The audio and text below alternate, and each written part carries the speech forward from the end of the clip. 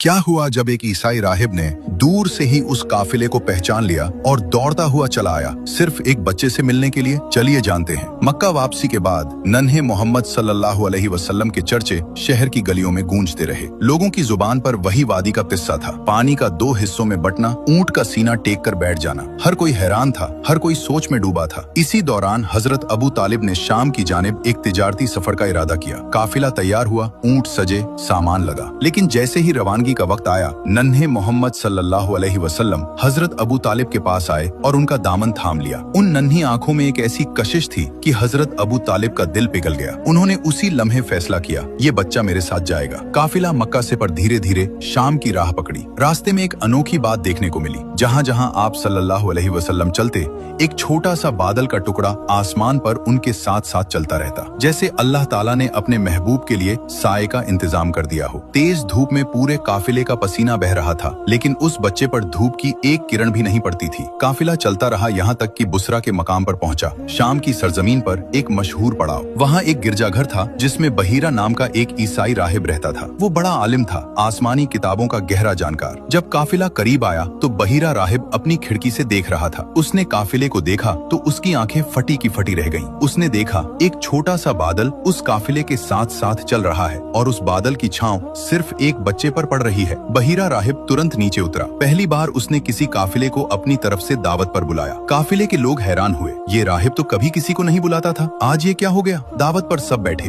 बहीरा राहिब की नजरें हर चेहरे पर टिकती और हट जाती। वो किसी को ढूंढ रहा था। आखिरकार उसने पूछा, क्या तुम सब यहाँ हो? कोई पीछे तो नहीं रह गया? लोगों ने कहा, एक छोटा बच्चा है, सामान की देखरेख में पीछे रुका है। बहीरा राहिब ने कहा, नहीं, उसे भी बुलाओ। जैसे ही नन्हे मोहम्मद सल्लल्लाहु अलैहि वसल्लम अंदर तशरीफ लाए, बहीरा राहिब उठकर उनके पास आया। उसने गौर से उनका चेहरा देखा, उनके कंधे पर मुहरे नबुव्वत को देखा और उसकी आंखें भर आईं। वो पुरानी किताबों में पढ़ चुका था, आखिरी नबी की निशानियां, वो साया जो उनके साथ चलता है, वो मुहर जो उनके कंधे पर होगी, वो चेहरे की नूरानियत, सब कुछ उसके सामने था। बहीरा राहिब ने हजरत अबू तालिब से कहा, इस बच्चे का ख्याल रखना, इसमें बड़ी अजमत है, इसे किसी नजरे बद से बचा कर रखना। ये बच्चा कोई साधारण बच्चा नहीं है। हजरत अबू तालिब के दिल में जो बात पहले से थी, आज एक आलिम की जुबान से सुनकर और गहरी हो गई। उन्होंने उसी वक्त तय किया, ये सफर यहीं तक। वो नन्हे मोहम्मद सल्लल्लाहु अलैहि वसल्लम को लेकर वापस मक्का की राह पर चल पड़े। जो लोग नबी पाक सल्लल्लाहु अलैहि वसल्लम से सच्ची मोहब्बत रखते हैं, दिल से लिखिए, आई लव मोहम्मद सल्लल्लाहु अलैहि वसल्लम। और अगले पार्ट के लिए अभी सब्सक्राइब जरूर करें।